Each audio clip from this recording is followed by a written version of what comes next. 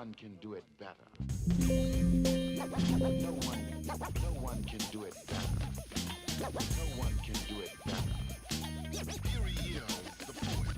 This is to listen to, so ask not a question. Not to be taken as a simple suggestion, but a warning. To whom it may concern, if knowledge is the key, then I think it's time you learn. But there is not the problem. So leaders are acknowledged. I don't follow them. I turn it to another degree. And find the D.O. to the C and growing like a tree and causing much destruction because of crushing. Complimenting much, yeah, but never blushing. Hard like a criminal. And I'm subliminal. In my own right, it's dope because I'm original. Funky, unmistakably so. When the vocals are done, then you know. It's all a matter of setting a date for America's most complete artist. But wait, make sure you keep the facts in mind. Don't mess with the great, cause the dagger like a 9 with a voice telling you the bullet's direction. I'm talking murder, but that's another section I need to explain while keeping my composure. There's no jerk in a sucker when he knows you're nothing but a villain, and that you'll kill him, so he's in fear. But ain't no need in spilling your guts to a nut. No, I am not your equal, meaning your equivalent. I'm more like Harrison, I got it together so clever no one could sever. Remember this forever. No one can do it better. No one can do it better. No one can do it better. Knowledge is the key, and hard. Hey, it's Soleil, and this is episode 370 of the Orange Pill Investor. You got sucked in by the troll, the clickbait. Of course, the answer is no.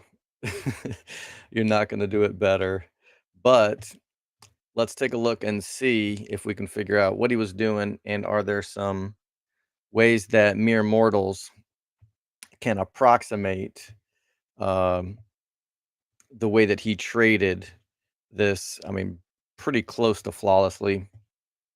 I got excited thinking about it. So, what's up, Deck? What's up, Willie? Tired of the whales and market makers pushing the price of Bitcoin and strategy around to liquidate people. Yeah, and that might be part of it as well.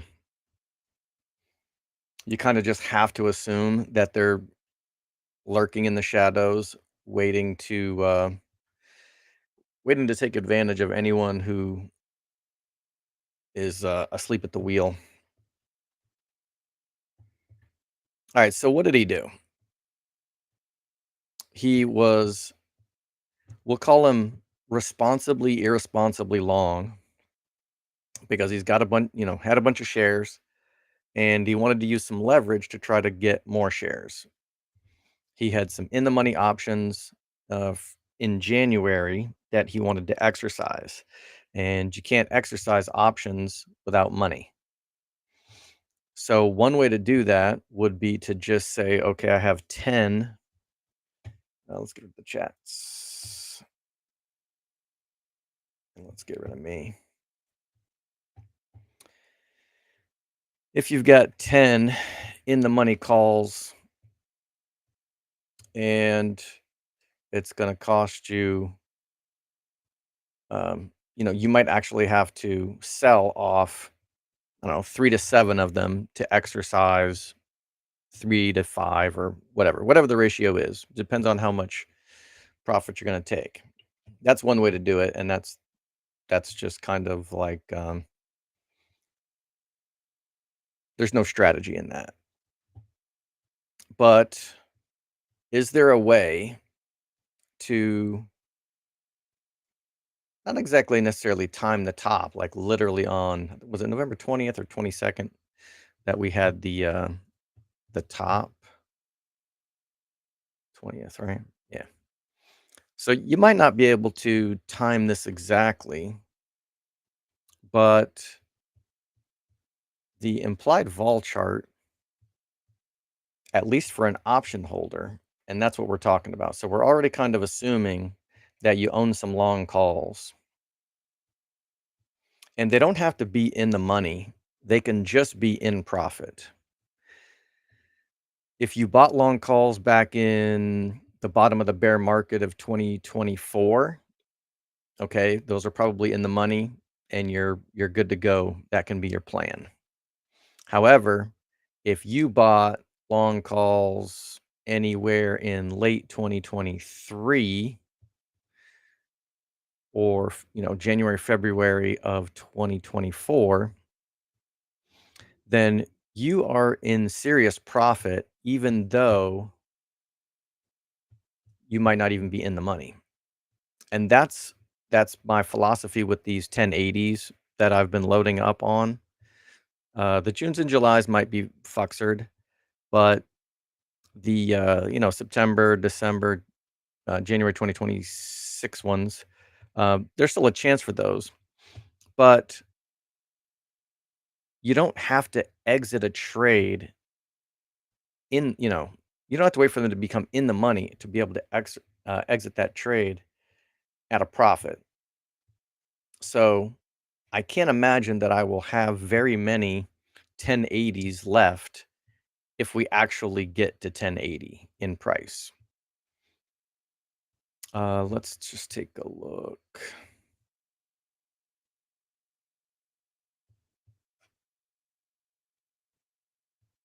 We don't need to see AOC. Wait, where's my trading account? Oh, I moved it down here. Okay, now I'm gonna have to sign in. No, I'm still signed in. Cool.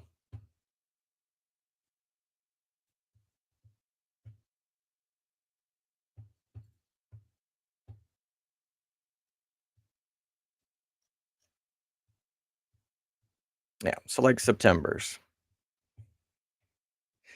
Delta on these is about 0.08. So if the price goes up, like doubles from here and goes to, let's just make the math easy, $200 a share. Delta is actually going to continue to increase based on gamma, but let's just keep it static. So it's going to go up times 100 is going to be 80, 160. So, I mean, these will be insanely profitable, even if we only get a pump to 500 a share. And we can put those, we could put these into September 1080s. Let's just put it in here. Give ourselves a reasonable expectation.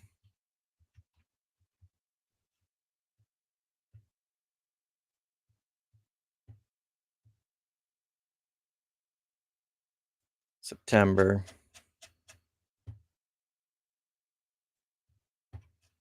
1080s. Calculate. So we get a pump to 500 a share right here. And let's just say that happened by May 31st. They cost you $600 a pop, and you can sell them for $2,400. So you're going to basically 4x that position without it even getting anywhere close to being in the money. If it did go to 1,000, of course, the profits are insane here. But that's not really necessary. So in the event that I had like 10 1080s, I'm going to sell half of them. I'll probably end up selling half of them when the price gets to 1,200. And now I can't lose money. So if I screw up the trade at some point, then the worst I can do is break even. Or, if that's not bullish enough, you could, if we get to, we only have to get to 1,800 in profit, right? If we get to 500 by May 24th, or let's see, May 31st. Yeah, right around here, somewhere between 500 and 525.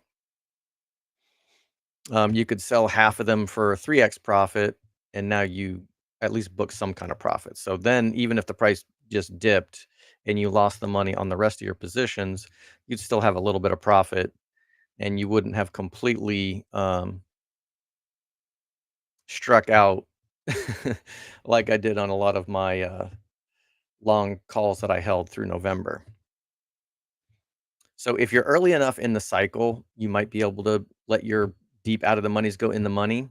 But for the most part, I'm just looking to exit in the green somewhere. If you had 10, you close 5, and then, then you get a 5x, maybe you close another 1 or 2, and you get a 6x, you close another 2. Maybe you get a 10x, you close 1 or 2, and like you hold. At that point, you've made so much money, and if you want to hold that last 1080 for the moonshot, that's perfectly reasonable. Or if you just want to roll the dice and do all or nothing, and you're like, you know what, I'm going for broke. I want 10x or bust. I'm just willing to lose it all. It's completely within your risk tolerance. But I think for the most part, people are looking to win this trade and not just not just completely YOLO. Like irresponsibly long is ironical, right? It's not actual trading advice. So if you have some combination of shares and leverage, you don't necessarily know if 350, 400, 450, 500 is the top. However, this is market chameleon. So it's hard to time the top as far as the shares go, but I think it's quite a bit easier with the long calls because implied vol is a mean reverting statistic, right? It's kind of just coasting along a little above, a little below the mean here. And this was March, so it almost doubled its average implied vol here. And then when we got this spike, this was kind of painfully obvious. And you might start taking profits here. I mean, hell, you can start taking profits anywhere you want. But starting on like 19 November, you know, 19th, 20th, 21st, 22nd, all the way through the 25th, you're still able to capture tons of profit. So I know there's been some talk about if you're gonna be involved in these super deep out of the monies options, that you've got this narrow window, and that's true to get the exact top. But the implied vol really didn't fall off a cliff until 29 November. So you've got a solid 10 days here. So even if you only check your account once a week, you would have been able to log into your account and go, holy shit, all of my long calls are insanely profitable. What should I do with them? Oh, I don't know. Maybe like book some profits. Um, and so I don't know if he was looking at implied vol specifically, right? And I'm going to try to be very clear about things that I know, things that I think, and things that I'm just completely half-ass guessing about. But this implied vol spike is something that I know is a valuable tool to look at. And the reason is because you don't have to know how to like use the Black-Scholes formula. I don't know, how to plug values into it. But when you plug the option prices and you plug all the Greeks into it, it spits out this number. So if it's not that implied vol makes option prices high, it's that high option prices determine the implied vol. So if you see high implied vol here, then option prices are high. And I also like Tasty Trade's metric IV rank. This is going to catalog 52 weeks of implied vol and then give you like, okay, on a scale from 0 to 100, how high is the current vol? And right here during this entire week, the IV rank was pegged over 100. So it was like the highest the implied vol had been for the last 52 weeks, including when implied vol had doubled back in March. So it was like even beyond this. Now, the next one that we get, you might not necessarily get to wait for an IV rank of 100 again because it's got to blast past this November.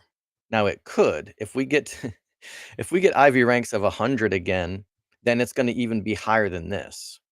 To me, that's a no-brainer, um, time to take some profits. You don't have to take all your profits. You can. Like I said, you're not gonna be able to get the top exactly, but it's not gonna crater immediately either, right? So you don't have to be a day trader staring at your computer for 8 hours a day necessarily, right? But, a daily check-in and you shit yourself and you're like, "Holy crap, implied vol is through the roof." Um, you can do that on your freaking lunch break. So what did he do? He, um, he's talked about a couple of factors. I mean, um, but I think a lot of those things that he sees, like, maybe he sees the code in the matrix. I don't know. But this is one that I think regular people can follow and have like a slap them upside the head uh, reality check that it's time to close leverage. If it's time to close, sell to close long calls, that means it's probably pretty profitable to sell covered calls against shares if, if that's your thing. And you don't have to sell covered calls like weekly, like I do, right? You could have just sold covered calls in March and November, right? 2 months out of the year, and you would have been able to skim a little bit of icing on the cake.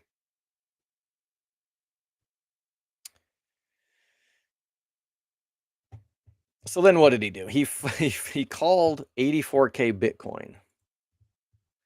That to me is not reasonable. That's something that I don't think the average trader back here in frickin' November or December, I can't remember when he called it, but we're looking at all-time high Bitcoin, and then, he draws some lines on the chart and fricking calls this shit, right? I mean, I can go out here and draw lines. Yeah, let's draw.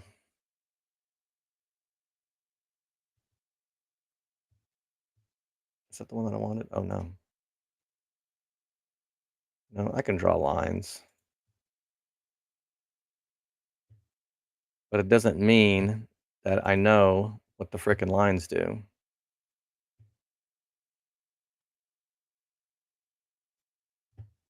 Like, for me, I don't know when this ends. Like, does it end way down here?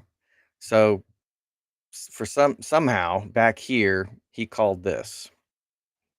And, oh, shit, I'm going to have to delete this shit later. I'm not a TA guy, so I just have the 50 and the 200-day moving average on here. A nice little sidebar. During this bull cycle, strategy hasn't traded really below the 200 ever. We came down and touched it here, came down and touched it here, and now we've, double tapped it recently.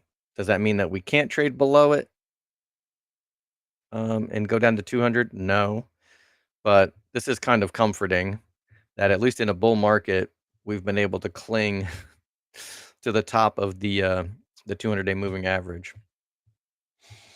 So I don't think it's reasonable to be able to say, okay, the average investor is going to be able to draw this and call 84K. Sorry, I should be looking at Bitcoin anyway. Right? That's not reasonable. However, what does Bitcoin do? Bitcoin, doubles from, what was it, like from 30 fairly uninterrupted all the way to 70, and then dumped what, 30, 25, 30% of its value. So these corrections are fairly normal. So we wouldn't necessarily have to call it 100%, but when you get massive gains there's generally corrections. And I remember the FOMO for the halving and institutional adoption. It was kind of like, okay, well, we're going to 125, we're going to 150, we're going to 200. But it's an up down thing, right?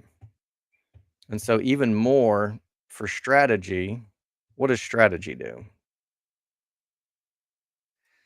Strategy quadrupled from about 50 a share to 200 a share and then collapsed back down to 100 a share. Didn't go below 100 here, didn't go below 100 here. And what a coincidence if I scroll way the hell back from the last cycle. The last cycle top was about 134. So we kind of like, I don't know if the market can really remember back that far, but it just seems like history doesn't repeat, but it rhymes kind of thing. So the fact that the market held to this $100 support level can kind of be traced back all the way to the last the last bull cycle. And so it 4x'd, dropped 50%. It doesn't mean that this time it's going to 4x and drop 50%, but it kind of did so far. So far, so good. Um, and still, it's kind of okay to put that in a range, right? So if we say we topped at 540, all right, we're gonna drop by 50% plus or minus something, right? One standard deviation might be anywhere from 200 to 275, right? If you think, okay, we're gonna fall 50% from here, that's like 270. So 270 plus or minus $50 seems like a reasonable expectation. So while we might not be able to call it exactly like Josh did, expecting some type of correction seems reasonable. And that in combination with insanely high implied vol, we could probably replicate some of what he did by eliminating leverage on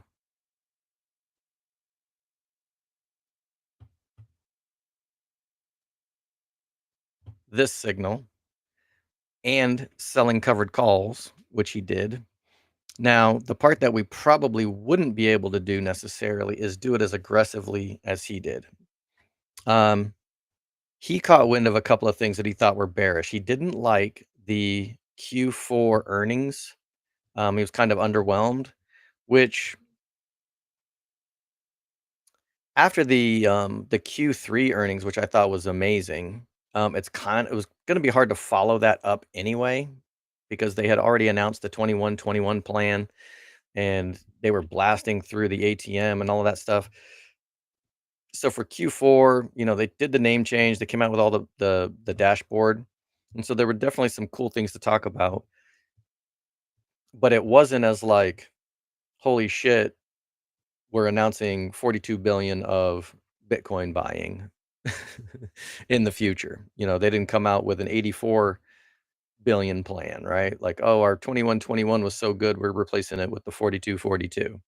So no matter what they came out with in Q4, it was gonna be, not like um, it wasn't gonna knock people over the heads like Q3's earnings call did, because it was kind of hard to beat. So I don't think we're gonna be able to necessarily be able to pick up on some of those things that he was able to pick up on. However, um, because so he went pretty aggressive at some point, and from the way that I understand it, he was actually selling in the money covered calls. So like when the price is 396, he was like selling 350s or something. I don't know exactly, but from my understanding, that's pretty aggressive. But I think the average covered call seller, selling out of the money covered calls could at least book some profits in here, waiting for implied volatility to revert to the mean. And so at some point, if the mean is somewhere between 70 and 80, kind of crept up to 100 before earnings. But yeah, anywhere from 80 to 90, you're selling covered calls, you're selling covered calls. Okay, well, implied vol is now slipping down below 100. Maybe mere mortals would stop selling covered calls at this point. But, selling covered calls through December to January would have probably done pretty well.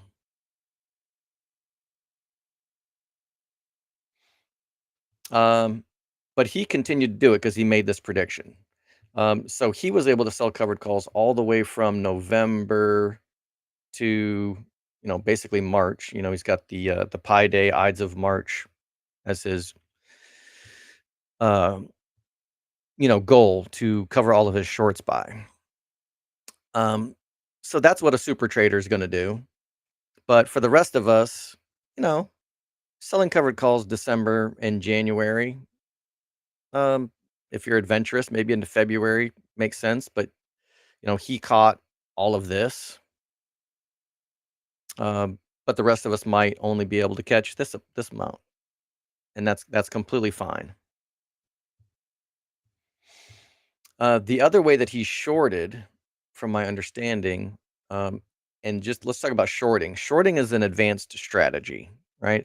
The stock market, on average, just goes up, right? So, actually, I don't know how far Robinhood goes back. Let's do max here. Robinhood only goes back to 2000. That's fine, 25 years. So the S&P 500 is up and to the right.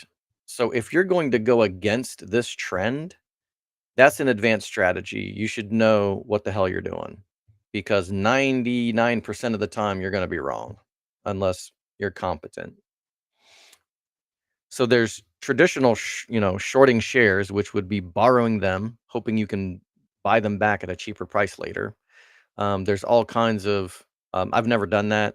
And there's all kinds of things to think about, like the interest rates that you're getting paid. So you actually have to make enough money shorting it to pay for the interest that you have to pay to have borrowed them. So that's probably the hardest way to short something, or you have to be the most skilled to attempt that. Then there's, you could sell naked calls, and I'm not going to put even selling covered calls in there as a bearish strategy, because selling covered calls against shares is actually limited bullish. It's not a bearish strategy, in my opinion. But you could sell naked calls, or you could sell calls in the money like he was doing. That's definitely shorting. And then he was also buying IBIT puts, which is basically just he's literally shorting freaking Bitcoin itself. And so I don't know how he came up with that one, but I don't think that's reasonable for the average trader to be able to do. You definitely have to brush up on your skills, to be able to go out here and say, okay, by a certain date, I think the price is going to go down, right? If I buy these $46 puts and pay $3.75 for them, now my break even is $42.50. So even if I'm right that the price goes down from 45 to 42, I still just broke even. I didn't make or lose anything. Like, it needs to go down to 40. It needs to go down to 35 in order to make this profitable. So I don't think that's reasonable to be able to say I'm going to buy puts on Bitcoin. That's pretty elite. So I'm going to say I'm not attempting that. Me personally, I'm not adding that tool to my toolbox just yet. I'm not going to rule it out for the future, but I think that's a little bit ambitious to think that I'm going to outtrade uh, Josh shorting Bitcoin in. I mean, unless it's obvious that the bull market is over, I would consider this in 2026, like into 2027. But then again, the super cycle could hit us and it could be up in 2026 and 2027 and just number go up forever. I don't know. So I still think that's kind of dangerous, which is why I don't do it. And if you're skilled at it and you make money doing this, then, you know, obviously do whatever makes you money. But I think it's perfectly fine to leave this shit to the Joshes of the world. So some of the things I think we can do, maybe not to the extent that he did them, but there's some things like that that I think are just kind of like, nah, I'm not even going to try to. I'm not going to try to copy trade or anything like along those lines. Let me think. Did I talk about everything I wanted to talk about? Yeah. So he took leverage off the table here. He started selling covered calls, and he also started buying IBIT puts at some point. And I think selling the leverage for profit and selling covered calls here, I think the average trader could do with just the implied vol metric. Calling 84K Bitcoin, I don't think the average person is going to be able to do that. And so I don't think the average person is going to be able to buy IBIT puts and profit from that scenario. The average person is probably not going to be able to call the bottom. And so, you know, maybe you start selling covered calls here and you stop in here somewhere. Whereas the super traders can squeeze every last little drop out, you know, all the way to here. But I don't think most of us need to aspire to that level and cutting it that close, right? It's okay to sell at a profit a little early, and it's also okay to stop selling your covered calls a little early as well.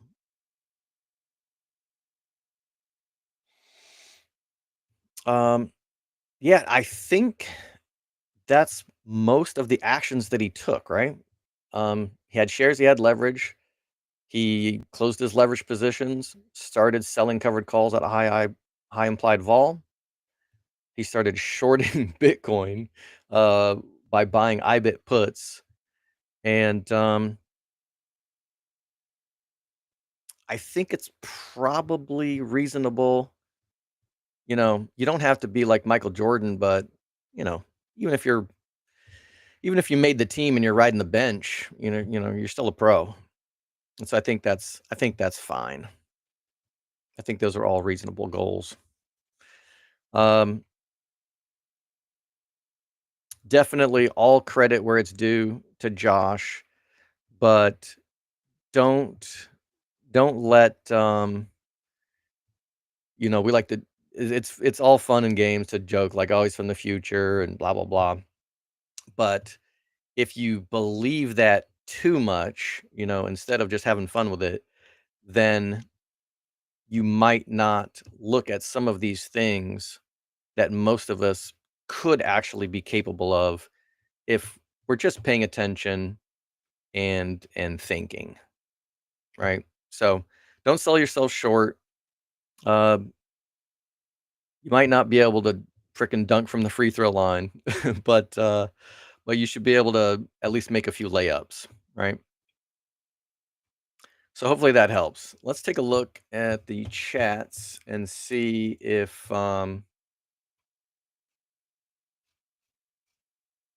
what we're talking about today.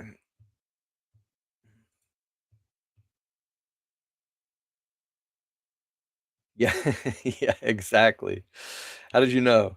Oh, yeah, the other thing too, and this occurred to me from listening to that Richard Byworth interview with Jeff yesterday.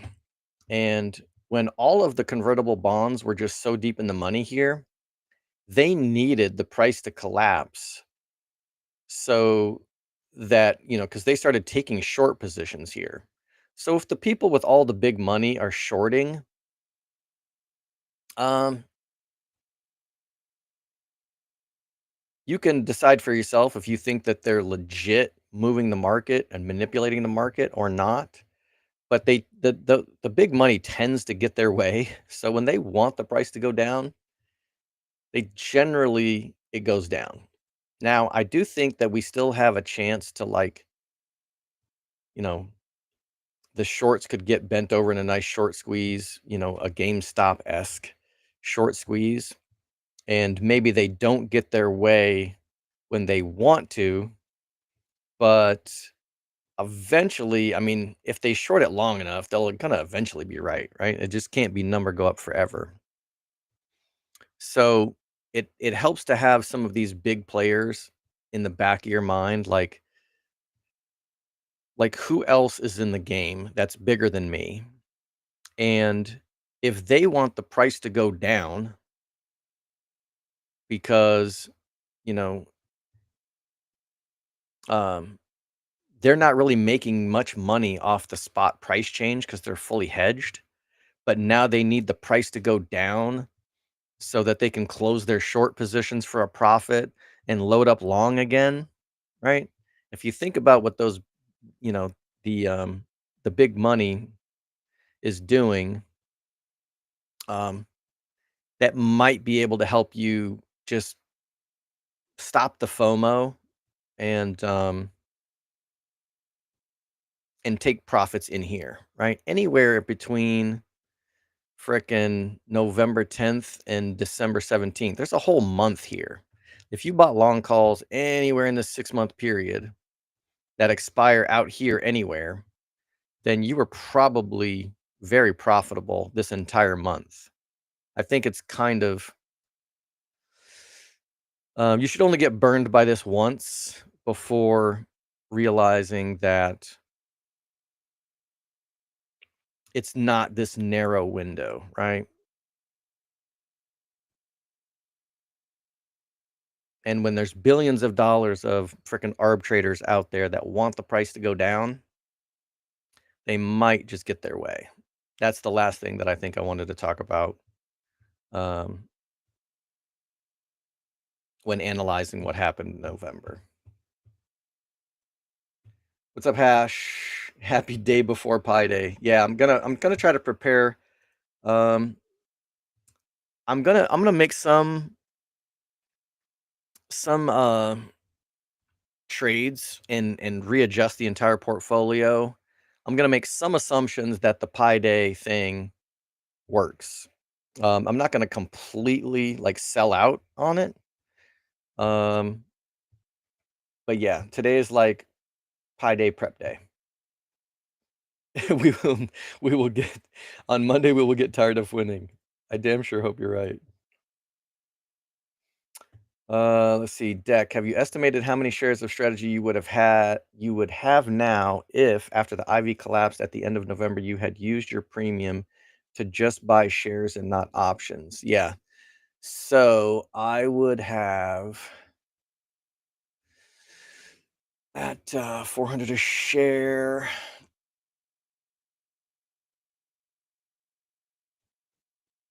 100 shares would cost 400,000.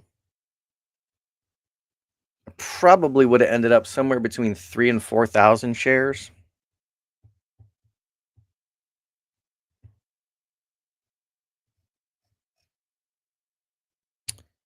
And as it stands, I'm controlling about 2,500 delta, subtracting all of the shorts positions that I have on. So once I close all these shorts, there'll be a bunch more long delta. Now, a lot of that is leveraged. So I'm still controlling around the same amount of price action as November, but this is all super risky as shit and leveraged out the wazoo. I would feel I would have felt in a much stronger position right now if I had 3,000 shares and no long calls.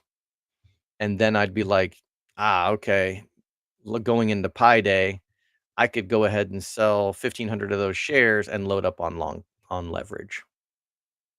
So that would have been much, much preferable. Let's see. So strategy went down 50% and my account probably went down 60%. So I offset all of the getting wrecked on leverage. I offset that with a bunch of covered call selling, but um yeah, if I hadn't sold covered calls the whole time, I'd probably be down 75% instead of like 60%. But yeah, that's just a rough guess. Mental math. I think I'd probably have between 3 and 4,000 shares if I had cashed out all my leverage in November. Nick, I was up 2 to 500% in November and held on to those options like an idiot, and I'm in the red now. Hoping my Junes and January 2026s don't shit the bed. Yeah, I have the same hopes. I'm kind of starting to lose hope on my Junes because I don't. Uh, I'd like to make a decision on them next week. I might hold them through the end of March. That would put the Junes to like 75 days to expiration, and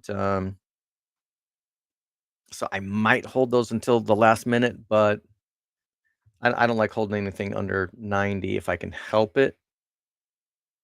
But I'm also starting to get a little bit nervous about my Julys even. I'll have to make a decision on them in the middle of April.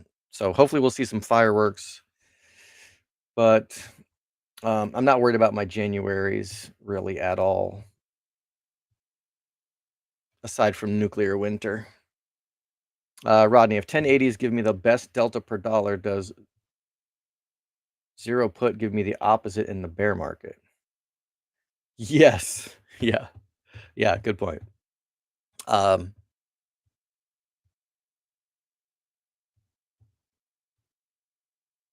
yeah. If you were really going to buy puts on strategy, which I don't necessarily recommend because even though strategy is a leveraged play and you would expect it to collapse more than Bitcoin, strategy could potentially enter the bear market in a position of strength.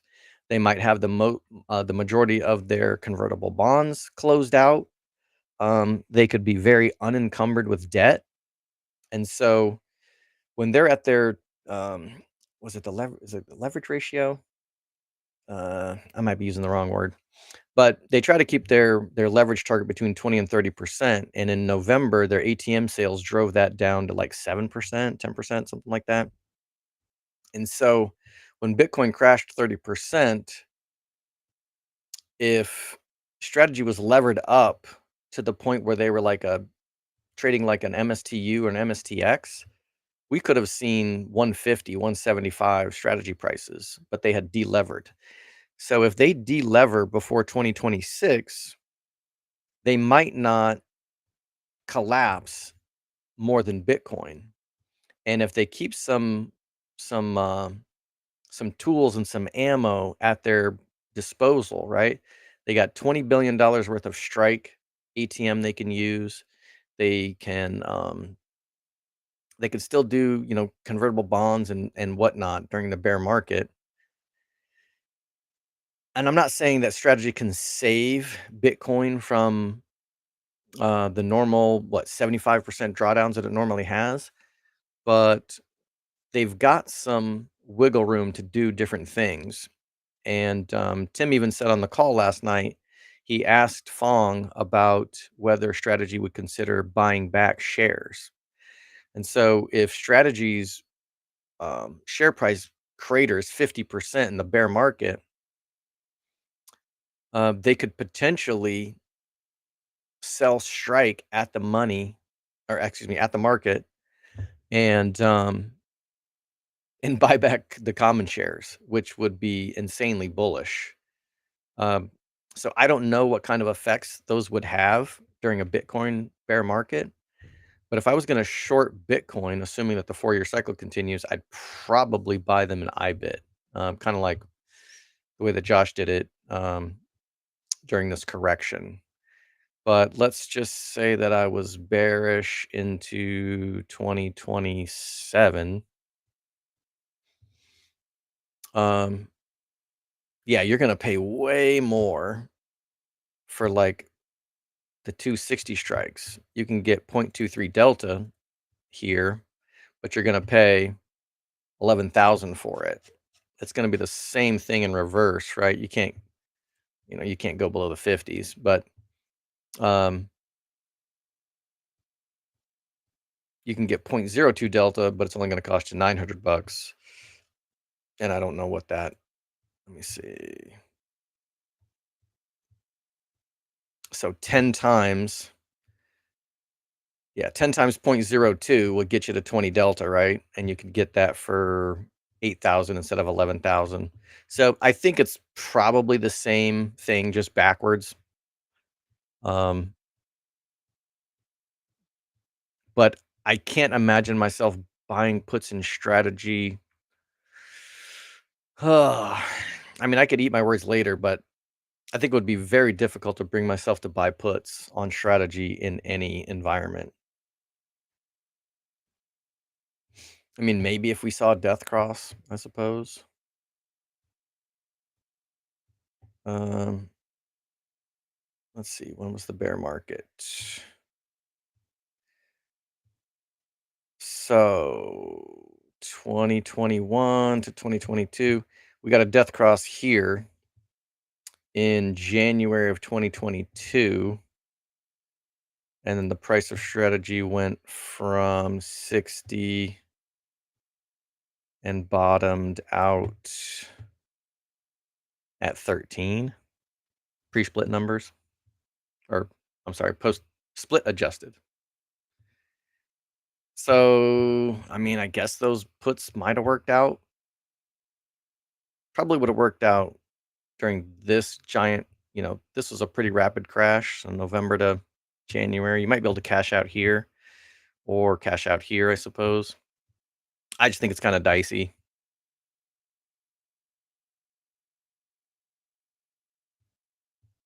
But if I was going to give it a shot, I might try deny bit. Not financial advice, of course. But yes, your analysis on that is correct. John Stantinople, can you please phrase your explanation in a cryptic, rhyming, poetic motif? I'll give it a shot. I'm not much on freestyle. Deckard, interesting about 200-day moving average on strategy because I think Bitcoin generally stays above the 200 too. Yeah. Not Bitcoin futures. BT. The frick?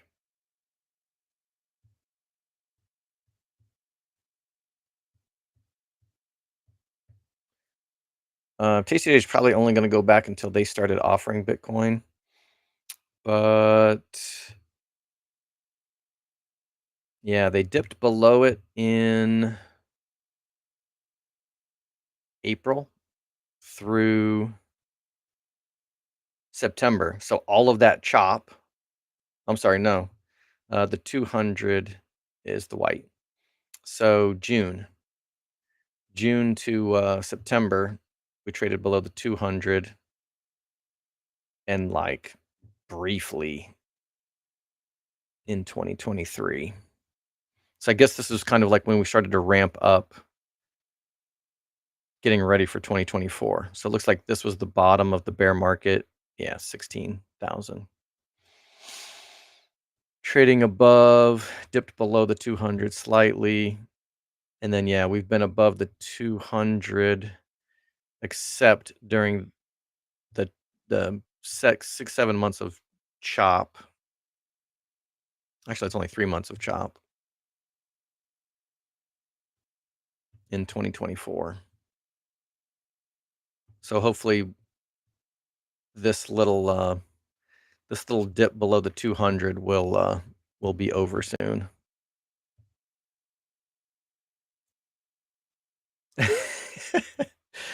TradFi hates this one trick. Yeah, exactly. That was totally the vibes I was going for. Options already pretty spicy. I only have one neuron. Why is there only one Josh? Where are the other Joshes? So Climb That Ladder also navigated this pretty flawlessly. He hasn't been posting as much in as many videos lately. And I actually misinterpreted one of his videos that he did it was either November or December, but it was called When Delta Lies. And let's just take a look at this. I had it half right, but it's funny when you think you understand what someone is saying, and then months later you're like, oh fuck, that's what they really meant. And so let me just look at. I'm going to look at the Septembers, and you're going to have to try to remember what the options prices looked like back then. So Jeff Park had this kind of theory on not really like YOLOing, but it was kind of his theory on how to trade these deep out of the monies. And he didn't call them deep out of the money. What he did was he said, go to the 0.1 delta, I think is what he said. And in November, the frickin' 1080s had a delta of like 0.2. There were no 0.1 deltas. Make this smaller.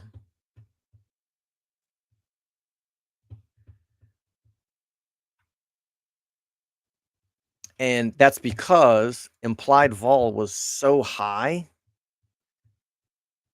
that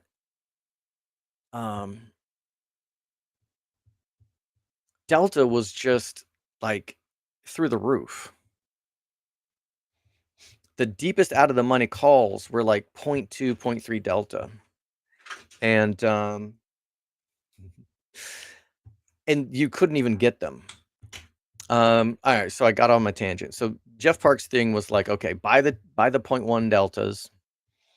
And he had some, I'm gonna totally screw this up, but it was like kind of like what I was saying earlier, where you sell half of them for a 3x profit, then you sell like half of the half at 5x profit, and then you can hold the rest forever if you want, right? Because you've already locked in some profits. If you want to hold the last few for lottery tickets, fine and dandy. And I think he was probably talking about leaps, right? Give yourself a shitload of time to be right. But at that time, Delta was kind of lying to you because implied vol was so high that the prices on these things seemed like, oh, okay, well, if I buy them, if I buy the 1080s and the price goes to 2160, like, oh, sure, you can make money on that. But the insanely high deltas on deep out of the money options was kind of like a red flag. And so what he was talking about was when this happens, instead of buying the 1080s, maybe buy a debit spread. And at least if you're overpaying for the long call, you're also getting overpaid for the short call. But I kind of missed his deeper meaning in that video. And only recently did I kind of see some of his further explanations. And I was like, oh, yeah, that was the in between the lines kind of thing that I should have understood. So why did we start talking about this? It was I was talking about Climb. So Climb That Ladder also executed this very well. And when implied vol was here, I don't know how many shares he's got, but he sold a metric fuck ton of covered calls here and booked some serious profits. And he's had some spicy tweets since, and he was kind of like, this was so obvious, like how could anybody miss this? And looking back on it, it is kind of unforgivable. And I'm a little bit scared to go back and rewatch my videos between November 20th and like December 10th-ish, December, maybe first week in December, it's gonna be pretty cringeworthy for me to, because I remember thinking these options prices are really high. And so for me to have rolled into these, where's my, yeah. So when the 890s came out, I bought these damn things for 16 grand. I've had them for 112 days, so that was probably December-ish. That was just insane. This was a ridiculous, ridiculous trade right here. The December 530s I had before that, so these are fine. These were fine. But these June 1080s were completely ill-advised. That was 90 days ago. The price had come down about 25% maybe from 500 to 400. But when only half of the correction has corrected, it's not exactly the time to go long again. I'm not gonna say these were the worst trade in the world, but wasn't too bright. So these call debit spreads right here, this was more reasonable. They could still be losers, but at least you're not making a bet that you think that the price is gonna double again in 6 months, right? 8 months. And purchasing them at insanely high prices, which makes your break even. So paying 2 grand on a 1080 means your break even is 1280. That's not, it's not good odds, right? Buying the June 1080s now, at least you can say that's a bargain, and your break even price is only 1081. um, I'm still not advising it, because it's only got 9 days left on it until under 90 days to expiration, when theta is going to accelerate again. Um, but yeah, there was a couple other people doing things right. Probably give myself a D, a solid D for execution, maybe D plus. Definitely not a passing grade for November. Kakapo Coder, I think Josh bought the IBIT puts in February. Okay, so he waited. Really? So he didn't get them until February? Where's Bitcoin? Or IBIT? So he bought them in here. I mean, it still worked.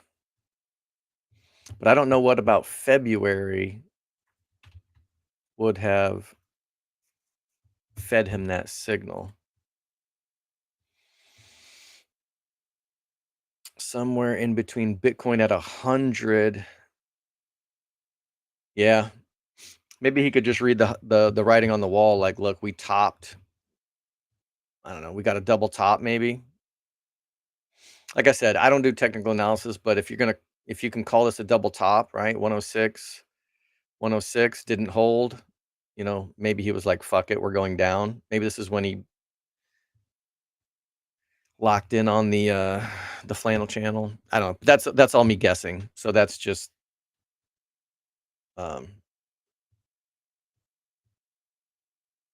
again, and this is just my interpretation of the way that Josh was trading from a mere mortal's perspective. So I don't want anybody to think that I'm trying to put words in his mouth or saying that I have some kind of inside scoop in his thought process. I'm just trying to think about how regular people can try to participate in a meaningful way and learn something from the super traders. Victor, appreciate your analysis. Great stuff. Glad you are enjoying it. Soleil, the convertible bond arb traders were probably 100% short already in the run up as their delta approached 99. I don't think they were shorting more at the top. Yeah. I don't trust big people with big money. Like just because they were 100% short. Let's say yeah, I don't know. Doesn't mean that they can't add more short positions and go 110% short or 120% short. If there's any arb traders out there, they can let me know if I'm completely full of shit, but I don't put anything past anybody. Did you see Josh 1080 call? Josh has 1080 Junes. Huh. I did not. I know he added some of the March 4th 320s, which terrified me because I had the March I sold the March 4 325s. I was like, fuck me. Which I have since rolled. And so we'll see. Tomorrow, I'm just gonna give like a little teaser for what my plan is for tomorrow. I will stop selling a ton of these weeklies. I took one last bite at the apple this week, going heavy. And I also kind of explained, even if I'm selling extremely ridiculously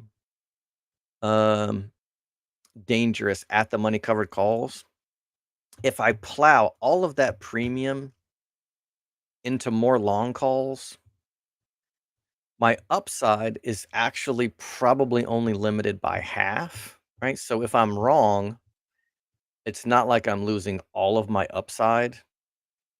My profits, at the end of May for 24K would probably end up being like 12K. I went through a bunch of those exercises. It was yesterday, the day before, I can't remember. So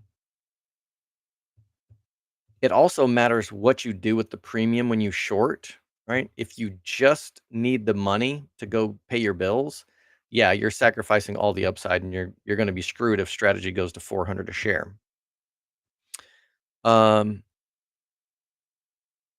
But if you take this weekly premium and plow it into, longs, something like a 1080, then you are trading, the weekly short-term risk for longer duration, unlimited upside.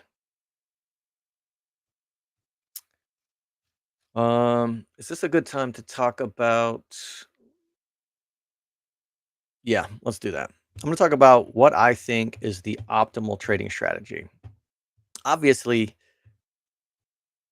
it's probably pretty similar to what Josh is doing, but if you're going to be bullish, right? If you're going to, like, my basic assumption is that Bitcoin goes up in 2025. If that's wrong, then everything that I'm doing is completely wrong and fucked, right? So, some version of what Josh is doing is probably going to be pretty close to optimal.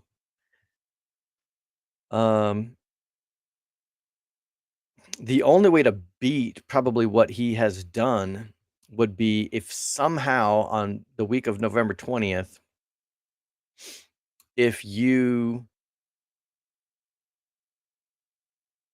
took all of your longs off, you sold all your shares, and you just shorted the living shit out of the stock and rode that all the way down and somehow managed to catch the bottom and then go long again. Like if you had done that here in March, you just YOLO'd into long calls here and you just sold the top and then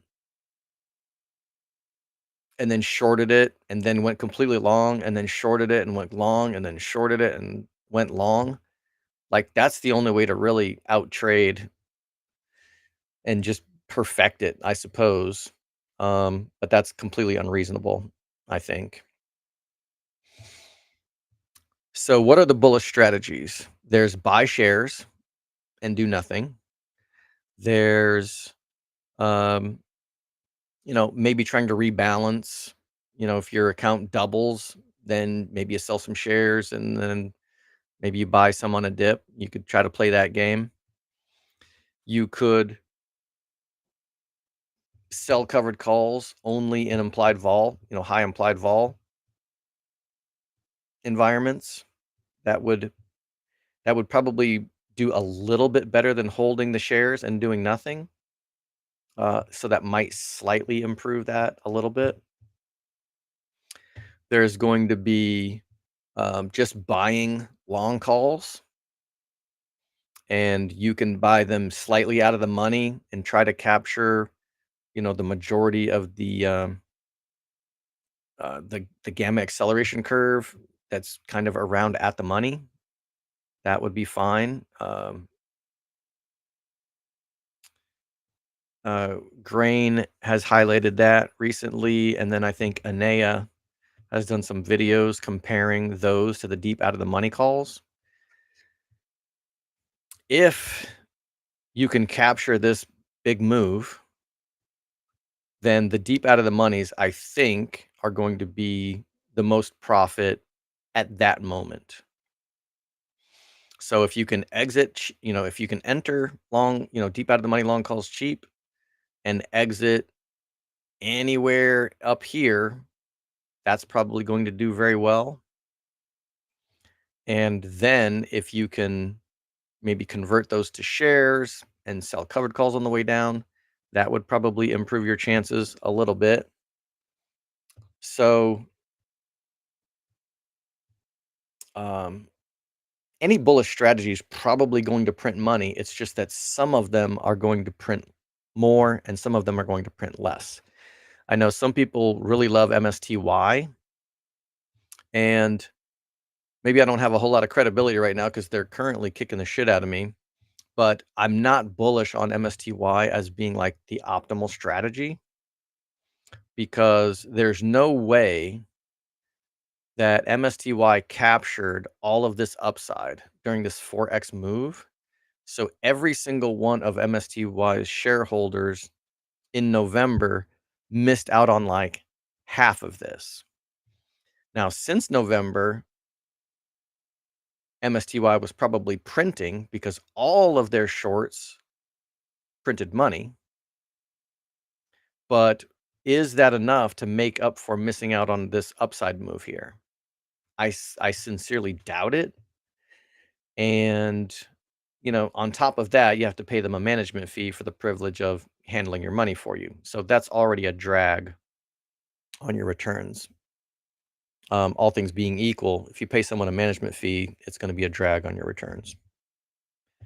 So I don't think mechanically selling covered calls into the next rally is going to be optimal. So some combination of just hodling shares or timing, getting a reasonable entry price into some long calls and then having the stones to exit in profit instead of FOMOing into thinking that the price is going to double up again. That's probably the way to make the most money, but it also requires paying attention, having some skill, and having some emotional discipline.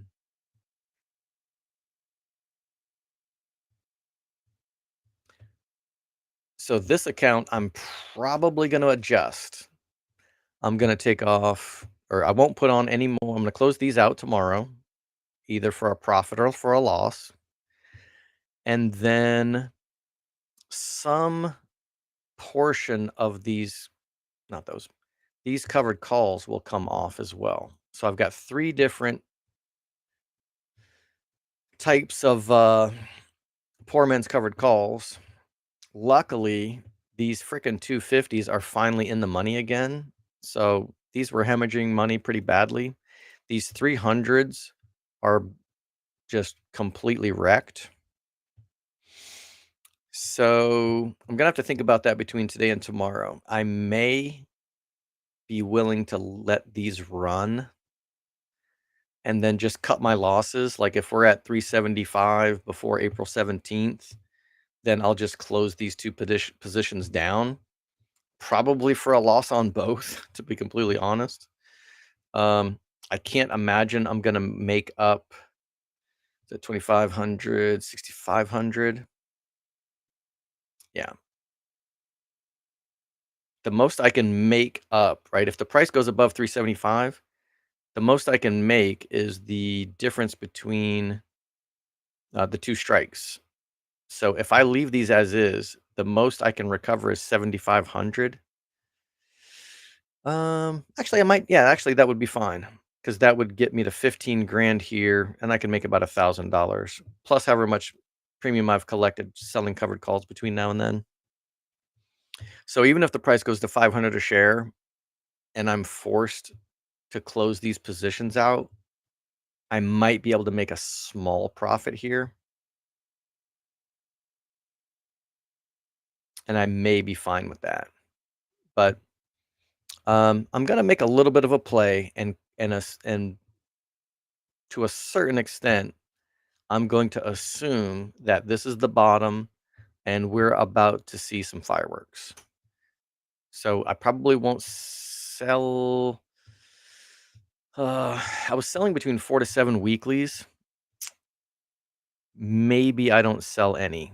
We'll see. I'm gonna have to sleep on that tonight.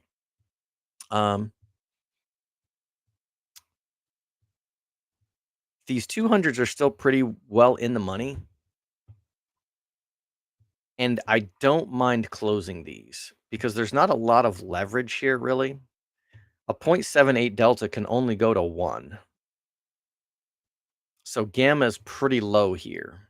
So even if we do get a rocket ship to 450 a share, there's not that much leverage left in here anyway. And by the time the price gets to 350, this is going to be trading like equity. So if I'm forced to sell these off, I kind of won't mind about that either. But I may attempt to close some of these short positions out. Now that's going to cost me money. If I try to close them all out today, so just giving myself a little preview for how much this is going to cost me tomorrow. If I closed all of these out, that's going to cost me a lot of money. 17,700 bucks to close these all out. And I refuse to go into any environment whatsoever using margin, maybe ever again. I'm not sure I'll use margin again. It was it worked out well for me into November, but I haven't used margin since. So if I got to come up with 17 grand, then I may close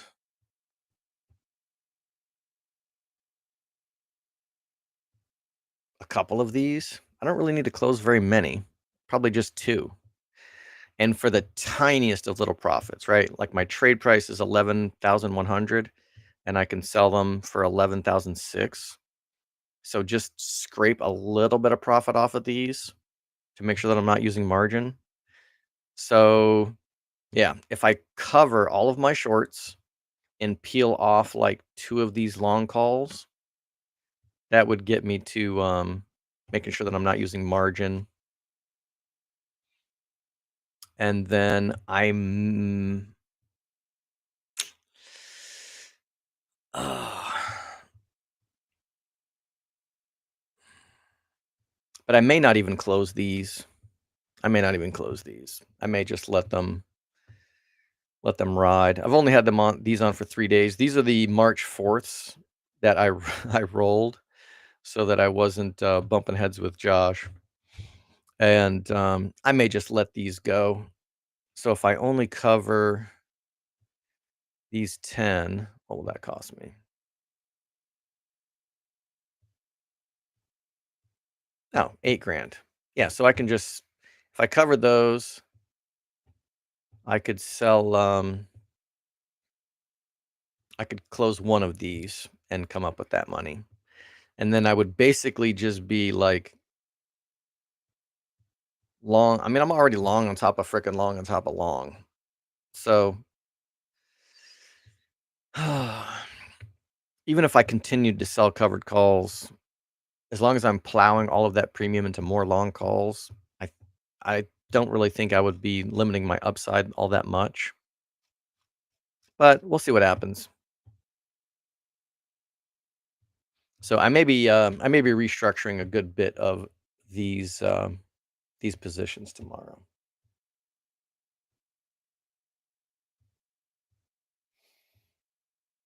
All right, so Magic Pete, question on the poor man's covered calls. What's interesting is when the stock pumps, the in the money calls pump more than you get wrecked on the covered calls. Why does this feel so much better than selling covered calls against long shares?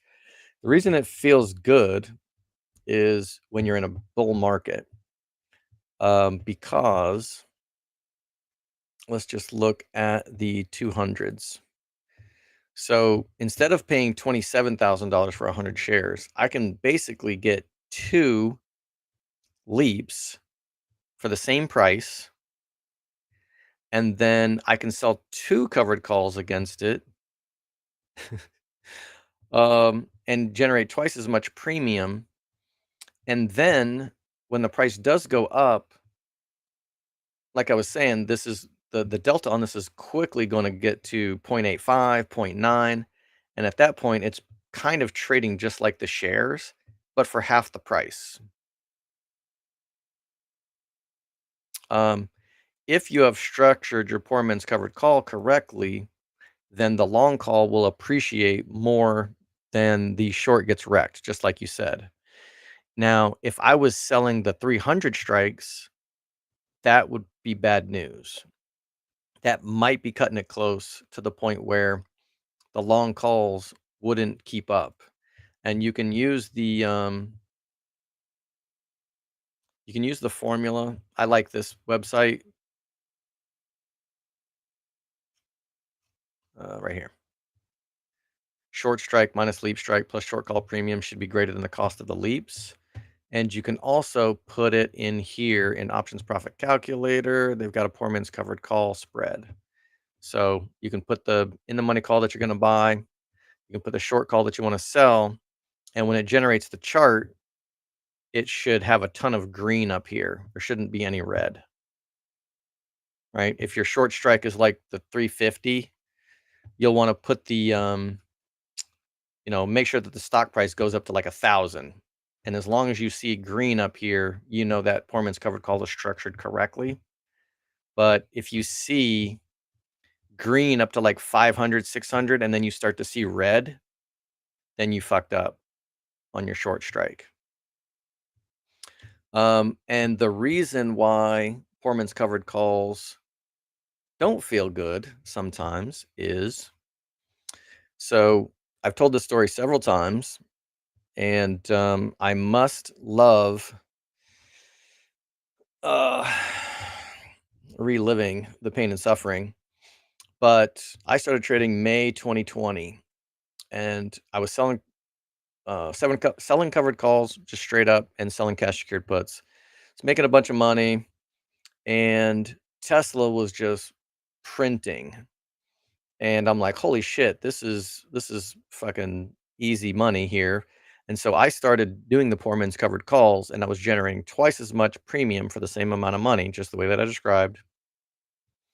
And then the Fed raised interest rates, and the um, the supply chain started to show signs of stress. People couldn't get the chips that they needed for the electric vehicles, all kinds of stuff. So Tesla got hammered by interest rates and the effects of the pandemic, and my poor man's covered calls got wrecked here. So the leverage is great when the price is going up, but in a bear market, poor man's covered calls will absolutely get destroyed. So just be aware of that. They can be a certain percentage of your portfolio, whatever you feel comfortable with. But if you do not stop using poor man's covered calls when a bear market kicks in, you are completely screwed. Dude, face. Clickbait got me. I'll stay humble. Thanks for the stream. You're absolutely welcome. Welcome. Beardy, let's all send Josh a check for $100. He doesn't fucking need it. When buying puts, bear in mind that there is a capped profit since you can't sell stock for less than 1 cent. So a $5 put will at most give you $5 profit per share. Yeah, absolutely good point. Legends. Uh-oh, here's Josh himself. Where legends fall, spring will rise. Buy the call and buy in size. There's your poet. Oh God. When Delta lies is about the nature of the Black-Scholes options pricing mechanism. The higher the IV, the greater that even deep out of the money calls appear. One place I disagree with Climb is that nothing is really obvious. Okay. Life is path dependent, and we will have a similar setup possibly this year, which I will not fade as when I sold covered calls this time around. Interesting. That's got me excited. We'll have a similar setup possibly this year. All right. All right. You know what? You have to explain that one to me. So let's see. A similar setup, but you will not fade when I sold covered calls as when you sold covered calls this time. Interesting. Meaning you'll be more short by buying puts or go even harder with the covered calls. Let's see. Got off X a month ago. Do you know what Josh thinks of 315 now that it's approaching? Sorry if you mentioned it already. Um, Seems like he's still pretty confident. He's still been talking about 314. Let's see. But I mean, he hasn't been like literally saying what price targets and when. Howard, we've all learned to sell all leverage at the top now. That means after the next peak, some 7 to 8 weeks from next week, we'll all sell and there won't be a vol crash this time. You and me will be wishing we'd kept our Decembers. Possibly. But it's okay for the price to double and own shares, right? So when I sell my leverage, let's say that we do get to let's say we get to $1,000 a share at some point, and I sell all my leverage and take like, I don't know, 5-10x profits on those damn things. If I move those into shares and then the price goes up from 1,000 to 2,000, it's kind of okay to double up your money on your shares. But I agree with you. If that does happen, I will be eyeballing those Decembers and wishing I'd kept them around. But at the same time, if let's see, where's my Decembers? Okay. So I sold one of these, I think. So I've got 19 of them, right? I've got 20 in December and I've got 3 in January. If I get a 5x profit on 10 of these, or a 2x profit on 10, and I get a 5x profit on 5 of them, that leaves me 4. And I get a 10x profit on 2, and I hold the last 2, right? So I might be exaggerating a little bit when I say I take off all of my leverage. Like once I've booked that much insane profit, I can hold the last 2 for a lottery ticket. Even these December 900s, maybe I do something like that. Well, I'd probably sell this 900 for profit. If we get to 500 a share, I'd probably sell this one. But, one of these 530s, if we get to $1,000 a share, and I want to just keep one around for sentimental purposes and watch and see, because yeah, you're absolutely right, Howard. The market loves to just give you an okey doke. And when I was FOMOing into 1080s here and it backfired, this time, yeah, I'll sell my 1080s for a profit and it'll go to 2,000 a share. I know what you mean. The market loves to just uh bend you over and spank you and show you who's boss. So if you only own one call, yeah, you can't do that. And so you're probably going to regret what you do no matter what. You're either going to regret selling too late and not timing the top, or you're going to regret selling too early and not hitting the top. But if you got 20 of the damn things and you sell 17 of them for profit, 18 of them for profit, you can hold on to that one last one for the moonshot. Excellent point.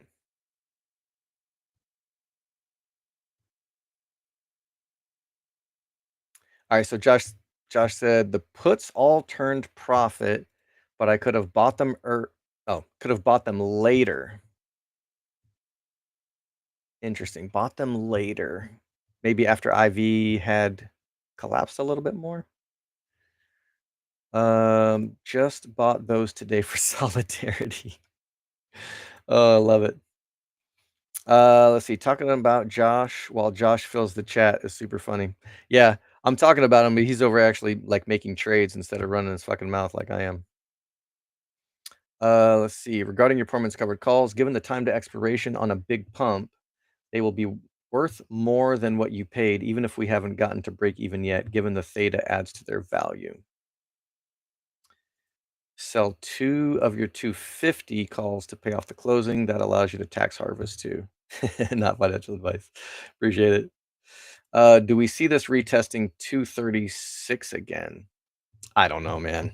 I don't know how all that shit works.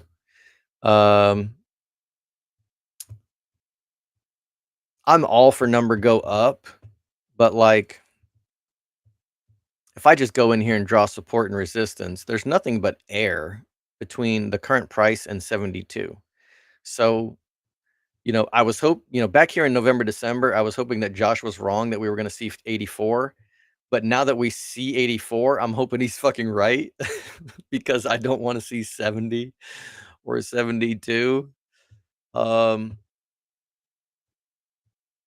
Because if we see 70 or 72, then strategy is going to I don't know, at least 200.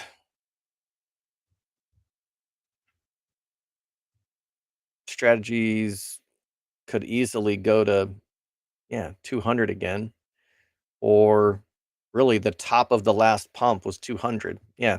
So if strategy goes down to 70 or below, I mean we could be looking at sub 200s again. So but that's just all guessing for me.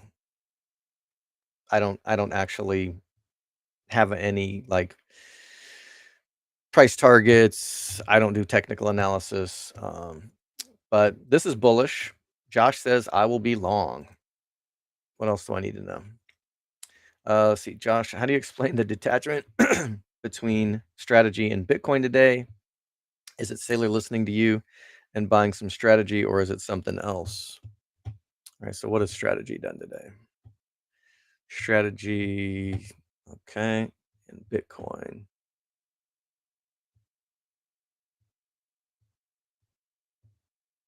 Bitcoin's down more than strategy is. Yeah, could he already be buying some strategy? I don't know. I don't know if could be. All right, we are all caught up on the chat. Thanks for everybody dropping in. Thanks for the guest star appearance. Josh showed up himself, and I hope he learned how to out trade himself. Hope he learned some tips from his trading so that he could improve his trading. All right, let's see, Russ. Hedge funds unwinding some of their long Bitcoin short MSR. Could be.